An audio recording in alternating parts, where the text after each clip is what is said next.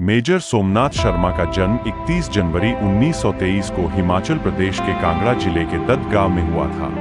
उनके पिता major general Amarnath Sharma भारतीय सेना में उच्च पद पर थे।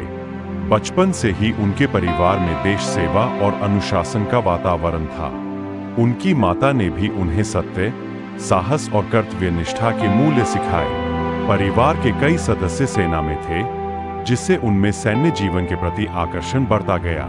वे बचपन से ही शारीरिक रूप से मजबूत और मानसिक रूप से दृढ़ थे।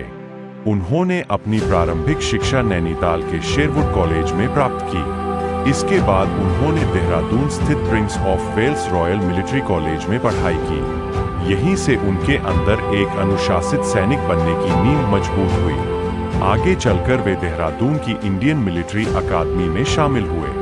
कठोर प्रशिक्षण और अनुशासन के साथ उन्होंने अपने सैन्य जीवन की शुरुआत की। वे अपने बैच में एक समर्पित और परिश्रमी कैडेट के रूप में जाने जाते थे। 1942 में उन्हें ब्रिटिश भारतीय सेना में कमीशन मिला और वे कुमाऊं रेजिमेंट में शामिल हुए। द्वितीय विश्व युद्ध के दौरान उन्होंने बर्मा मोर्चे पर भी सेवा दी, जहां उन्होंने कठिन परिस्थितियों में काम करना सीखा।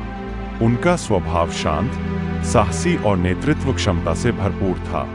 वे अपने सैनिकों के साथ हमेशा आगे रहकर काम करते थे। इससे उनके साथियों में उनके प्रति गहरा विश्वास और सम्मान विकसित हुआ। 1947 में भारत की आजादी के बाद कश्मीर में हालात बिगड़ने लगे। पाकिस्तान समर्थित कबायली हमलावरों ने कश्मीर पर हमला कर दिया। भारतीय सेना को श्रीनगर और आसपास के क्षेत्रों की रक्षा का जिम्मा सौंपा गया। उस समय मेजर सोमनाथ शर्मा 4 कुमाऊं रेजिमेंट की डी कंपनी का नेतृत्व कर रहे थे। उनकी एक भुजा खेल के दौरान घायल हो गई थी और प्लास्टर में थी। इसके बावजूद उन्होंने युद्ध में जाने का दृढ़ निश्चय किया। उन्होंने अपने वरिष्ठ अधिकारियों से कहा कि वे अपने सैनिकों को अकेला नहीं छोड़ सकते। उनकी देशभक्ति और कर्तव्यनिष्ठा इतनी प्रबल थी कि उन्होंने चोट के बावजूद मोर्चे पर जाने की अनुमति प्राप्त की। 3 नवंबर 1947 को उनकी कंपनी को श्रीनगर के पास बरगाम क्षेत्र की रक्षा का कार्य सौंपा गया। यह स्थान रणनीतिक रूप से बहुत महत्वपूर्ण था, क्योंकि यहीं से श्रीनगर एयरफील्ड की सुरक्षा जुड़ी हुई थी। शुरुआत में स्थिति शांत प्रतीत हो रही थी, लेकिन जल्द ही हजारों की संख्या में दुश्मनों ने हमला कर दिया। उनकी कंपनी संख्या में बहुत कम थी, फिर भी उन्होंने साहस के साथ मोर्चा संभाला। मेजर शर्मा ने अपने सैनिकों को हिम्मत दी और खुद अग्रिम पंक्ति में रहकर लड़ाई का नेतृत्व किया। वे लगातार गोलाबारी के बीच अपने जवानों को निर्देश देते रहे और उनका मनोबल बनाए रखा।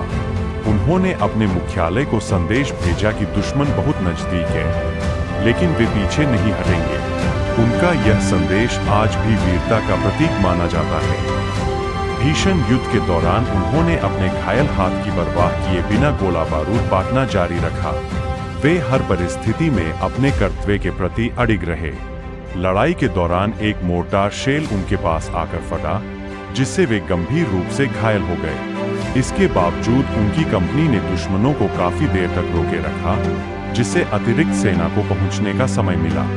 उनके बलिदान ने श्रीनगर एयरफील्ड को बचाने में महत्वपूर्ण भूमिका निभाई।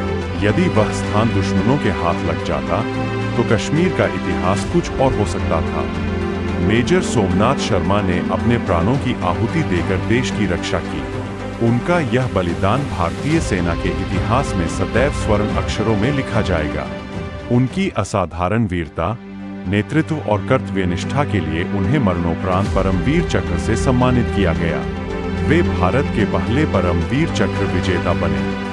आज भी उनका जीवन हर भारतीय के लिए प्रेरणा है। उनका नाम साहस, बलिदान और देशभक्ति का प्रतीक बन चुका है, जिसे आने वाली पीढ़ियां हमेशा याद रखेंगी।